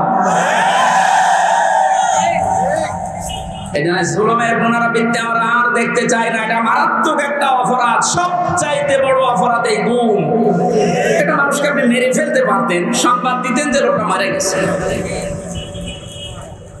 দেওয়া ভাইয়ের সন্তানের সাথে নাটোরে যা করেছে, আপনি কি জবাব দেবেন বলেন তো? মেরে লোকটাকে ঘরের ভেতরে আপনি আটকে রাখলেন, পরের দিন জানতে পেরেছে জনগণ, এটাও মোবাইল ট্যাগ করে যে অমুক জায়গায় মরে পড়ে আছে।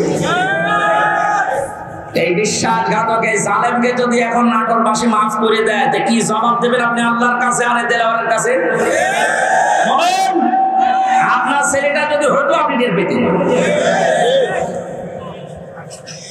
আমি একটু টের পেয়েছি, তাই আমার মুখ দিয়ে বড় চলে আসছে। আমার মেয়েটা আমাকে আজ পর্যন্ত চেনে না।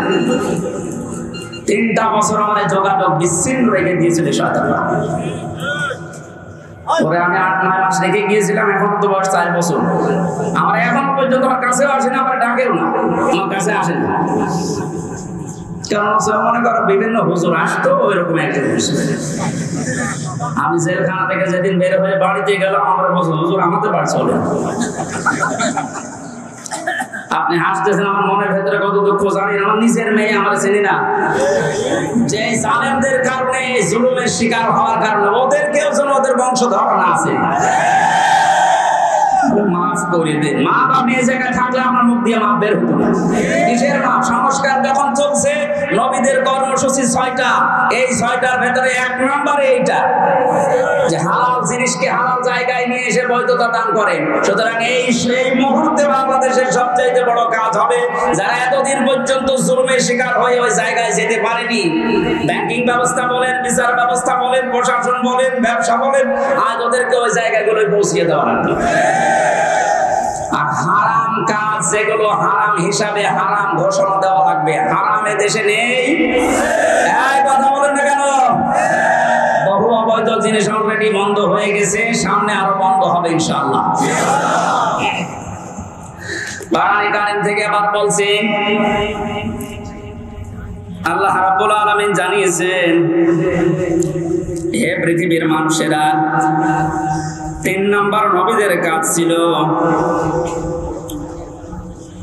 সৎ কাজে আদেশ করবে, তারা অসৎ কাজে বাধা দেবে। আজ বাংলাদেশ জামাতে ইসলামীর সর্বোচ্চ দায়িত্বে যিনি আছেন ডাক্তার শফিকুর রহমানের দিকে আপনি তাকান। 4টা দিন এই লোকটার সাথে আমি এক ঘরে ছিলাম, কাশিমপুর কারাগারে। এটা মানুষ বলা যায় না, আমার মনে এটা ফেরেশতা। তাদের ঈমান কোন পর্যায়ে আপনি তার সাথে না মিশলে বুঝবেন না। মনে করছেন জামাত ইসলাম, না, কিসের জামাত? সে জামাতের ঊর্ধ্বে। লোকটাকে আমি একদিন বলছি, স্যার আমি তো 3 বছর আছি, আমি যোগাযোগ বিচ্ছিন্ন, ওইভাবে বলতে পারি না, আমার দেয় না। আমার মাওলানা মামুনুল হকের মোবাইল দিত না, অন্য সবাইকে দেয়, আমাদের দেয় না।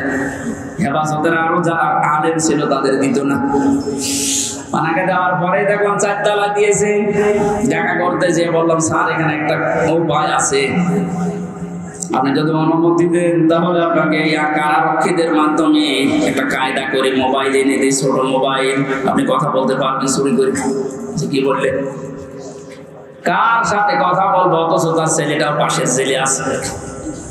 তার ছেলেও ডাক্তার, পাশের 1 বিল্ডিং পরে তার ছেলে জেল খাটতেছে। কি হিন্দাল সার্কিয়া, কি শয়তানি নাম, উল্টো পাল্টা নাম দিয়ে বানাচ্ছে।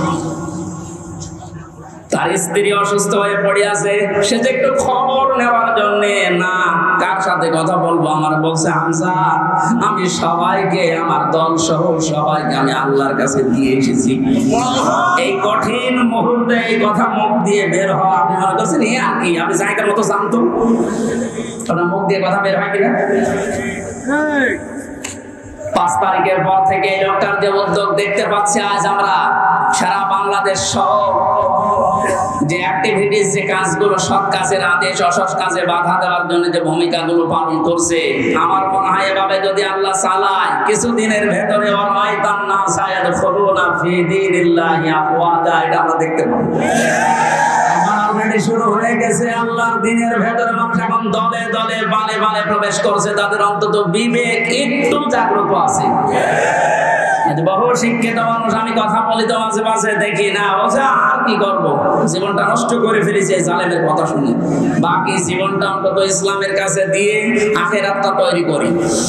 যেহেতু কোরআনে কারিমের ঘোষণা এইটা, হে নবী যখন আসবে আল্লাহর সাহায্য, তখন আপনি বিজয় দেখতে পাবেন, আর বিজয় আসবে দলে দলে মানুষ ইসলামে প্রবেশ করবে, এটা এখন দেখতে বাকি আছে। শুরু হয়ে গেছে অলরেডি। 20% মানুষ এই দেশে দিন কায়েম হোক এটা চাইতো, কিন্তু এই 5 তারিখের পর থেকে আজকে 19 তারিখ, মাত্র এই কয়েকদিনে জরিপ পেলাম অলরেডি 35% মানুষ এই দেশে এখন চাচ্ছে যে দিন এই দেশে কায়েম হোক। এভাবে চলতে থাক, দেখবেন 51% পার হয়ে যাবে অন্তত কিছুদিনের ভেতরে। আর 51% হয়ে গেলে দেশে ইসলাম কায়েম করা কোনো দাদা ঠেকাতে পারবে না। ওইটা দেখার আশায় আছে। কথা বলেন। নবীদের কর্মসূচি, আমি এক একটা শব্দের ভেতরে লক্ষ লক্ষ কথা, আমি এত ব্যাখ্যা করতে গেলে এতে গলা বসে যাচ্ছে। মাইকটা মন মতো হয়নি। 2 নাম্বার প্রচন্ড গরম, তো ভেতরে ঘেমে ঘাম গায়ে বসে যাচ্ছে, এই জন্য গলা বসে যাচ্ছে। বোঝা নামিয়ে দেবে, এটা নবীদের কর্মসূচির ভেতরে ছিল। বোঝা নামিয়ে দেয়নি আল্লাহ। এরপরে ছিল বন্দিত্ব অপসারণ করা। বন্দিত্ব অপসারণও চলছে আজ। আমার যা বিশ্বাস, এই দেশে যারা স্বাধীনতা চায়, যারা এই দেশে মানুষের মত প্রকাশের স্বাধীনতা একেবারে সব জায়গায় দিতে চায়, যে সবাই সবার মন মতো চলবা, একটা মানুষ যদি এই দেশে জন্মগ্রহণ করে, সেই দেশের বৈধ নাগরিক। জামাত ইসলামী বাংলাদেশের কেন্দ্রীয় আমির শ্রী ডাক্তার শফিকুর রহমান ঘোষণা অলরেডি দিয়ে দিয়েছে, এই দেশে আমরা সবাই এক পরিবার। সুতরাং জালেম যারা বাইরে চলে গেছে, জালেমরা যেন কিয়ামতের আগে আর না আসে।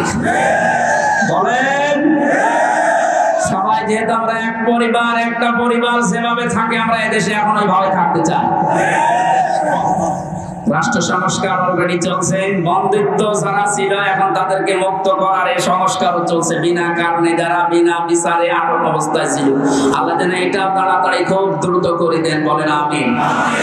নবীদের এখান থেকে আমরা যারা উম্মত, তাদের 4টা কাজ এই মুহূর্ত থেকে শুরু করা লাগবে। 1 নম্বরে আল্লাযিনা আমানু, যারা ঈমান আনার দরকার আমাদের এখন। ঈমান এখন বলেন আমার ঈমান নেই মানে আমি মুসলমানের ঘরের সন্তান, আমার বাবা ঈমানদার, দাদা ঈমানদার, আমিও ঈমানদার না। ঈমানদারের প্রকাশ হচ্ছে আল্লাহর কোরআনে যে নিয়ম নীতিগুলো আছে, ওইগুলো বাস্তব বিশ্বাস করে দেখানো। এটা এখন দেখাতে পারবো ইনশাআল্লাহ।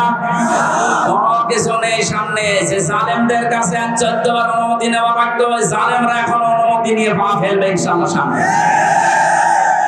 গতকালকে গিয়েছিলাম ফরিদপুরে, মাসখানেক আগেও ছিল আমার মাহফিল ওই গ্রামে, অথচ জালেমদের 14 জায়গায় অনুমতি দিয়ে আমার উঠতে দেয়, বলে না ওনারা বাদ দিয়ে। অথচ গতকালকে যাওয়ার পরে সভাপতি আমার বলছে, হুজুর যে জালেমগুলো বাধা দিয়েছিল, ওরা এখন বলছে হুজুরকে এবারে এনে দিন।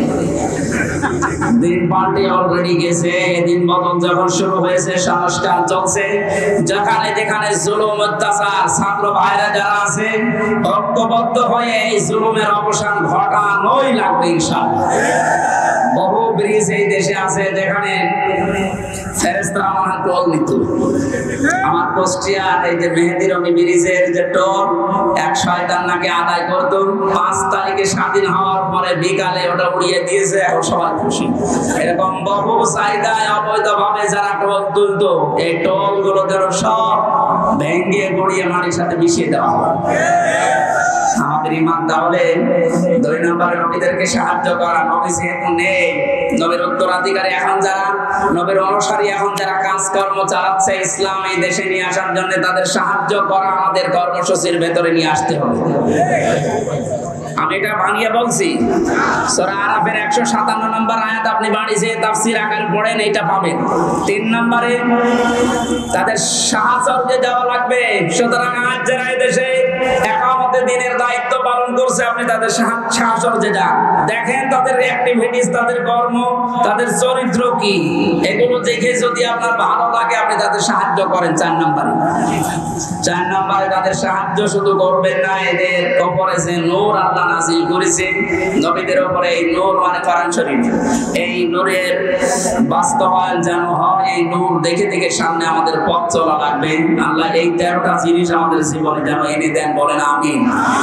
আমি আমার এই ছোট্ট ঈমান থেকে এবং ছোট্ট জীবন থেকে যেটা দেখলাম, বাংলাদেশে যারা একামতের দিনের দায়িত্ব পালন করছে এবং সামনে করবে, আমি গ্যারান্টি দিতে পারি এই মানুষগুলোর ভেতরে যদি 4 আনা দুর্নীতি কোনোদিন পান, তাহলে আপনি সঙ্গে সঙ্গে আস্তাগফিরুল্লাহ বলে মুখ ফিরিয়ে চলে আসবেন। আমার বিশ্বাস, আমি যা পেয়েছি, যা দেখেছি, 4 আনা দুর্নীতি এদের ভেতরে পাবেন না। এদের অনেক নাস্তিক পর্যন্ত আজ বলতে বাধ্য হচ্ছে, এরা যদি 5টা বছর চালাতে পারে এই দেশে শান্তি কাকে বলে আপনি দেখতে পাবেন। আল্লাহ তুমি তোমার কোরআনে কারিমে এই দেশে কায়েম করে দাও, এটা আমরা দেখতে চাই। আল্লাহুম্মা আমিন। লা ইলাহা ইল্লা আনতা সুবহানাক ইন্নী কুনতু মিনাজ জালিমিন।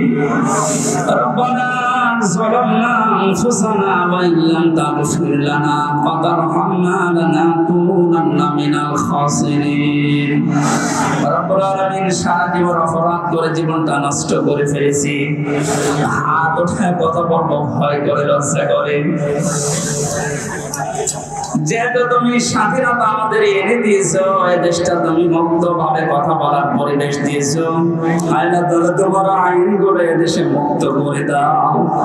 জন্ম চোখে যেন দেখতে পারি তোমার কোরআন এই দেশটা চলছে। আল্লাহ কোরআনের এই আয়োজনে যারা আঞ্জাম দিবে মানুষগুলোকে কবুল করো, আমিন। নবীর মতো আমরাও দোয়া করছি, লা তাদরা আলাল আরদি মিনাল কাফিরিনা দাজ্জারা। শহীদ আল্লাহ হোসেন সাইদি সহ যত মানুষ দ্বীনের জন্য তোমাকে রব বলে টিকে থাকার জন্য ফাঁসির দড়ি গলায় নিয়ে শহীদ হয়ে জীবনটা দিয়ে গেল, আল্লাহ তাদের শাহাদাতের সর্বোচ্চ মাকাম দান করো। যে ছাত্র ভাইরা, ছাত্র বোনেরা, আল্লাহ তাআলা এই দেশটাকে জালেমের কবল থেকে মুক্ত করে স্বাধীনভাবে আমাদেরকে চলাফেরার সুযোগ করে দিয়ে গেল, তাদের জীবনটা তুমি শাহাদাতের সর্বোচ্চ মাকামে নিয়ে যাও। শহীদ আবু সাইদ ভাই, শহীদ মুগ্ধ ভাই সহ, শহীদ আবু রায়হান সহ, আমি নাম না জানা 14 জন মানুষ আমার সামনে কুষ্টিয়া থেকে বিদায় নিয়ে গেল 5 তারিখে। যত মানুষ সারা বাংলাদেশে বিদায় দিয়েছে, আল্লাহ এদেরকে তুমি জান্নাত দিয়ে দাও। আমরা অনেকে অসুস্থ আছে, আমাদেরকে শেফায়ে কামিলা আজলা নসিব করো। রব্বুল আলামিন, বহু মানুষ এখানে এসেছে, মনের ভেতরে কার কি কামনা বাসনা আছে আমি জানি না, যার যে চাহিদা আশাগুলো নিয়েছে আল্লাহ পূরণ করে দাও। বড় স্বপ্ন দেখি আল্লাহ দেশটাকে নিয়ে, বড় সাত জায়গায় তোমার কোরআনের আইন দিয়ে দেশটা চলছে, এটা দেখা। জীবনে কিছু যদি তোমার ভালো না লাগে, হাজার হাজার বান্দা বান্দীদের দোয়া কবুল করো আল্লাহ, এটা দেখে মরার তৌফিক দাও। কোরআনের পাখির সারা জীবনের স্বপ্ন ছিল এদেশে ইসলাম কায়েম হবে, কালেমার পতাকা পথ পথ করে উঠবে, তিনি দেখে যেতে পারলেন না। আল্লাহ তুমি আমাদের চর্ম চোখে এটা দেখার তৌফিক দিয়ে দাও। আল্লাহুম্মা গফিরলি ওয়ারহামনি ওয়াহদিনি ওয়াফিনি ওয়ারযুকনি ইয়া রাব্বাল আলামিন। নাটোরের সন্তান আল্লাহ তাআলা অধ্যাপক দেলোয়ার ভাই তার সন্তানটাকে হারিয়েছে, যে জালেমের কারণে তার সন্তানটা বিদায় নিল, আল্লাহ তুমি জালেমকে ছাড় দিও না, তার সন্তানকে শাহাদাতের শাহাদাত হিসাবে কবুল করে নাও। মাহফিলের যত অতিথি এসেছে আল্লাহ কোরআনের এই খাদেমদেরকে তুমি কবুল করো, মা বোনদেরকে তুমি পর্দায় থাকার তৌফিক দাও। এলাকায় মাটির নিচে যত মানুষ ঘুমিয়ে আছে কোরআনের ইজ্জতে মাফ করে দাও। আগামীতে এই অনুষ্ঠানটা কোরআনের প্রচারের জন্য বিশাল আকারে কবুল করো। তখন কার কাছে আজরাইল আসে জানি না। রব্বুল আলামিন আবার বলছি, তুমি জালেমদেরকে আর এই দেশে প্রতিষ্ঠা দিও না। আজরাইলকে দেখেই যেন বলতে পারি, লা ইলাহা ইল্লাল্লাহু মুহাম্মাদুর মুহাম্মাদুর রাসূল।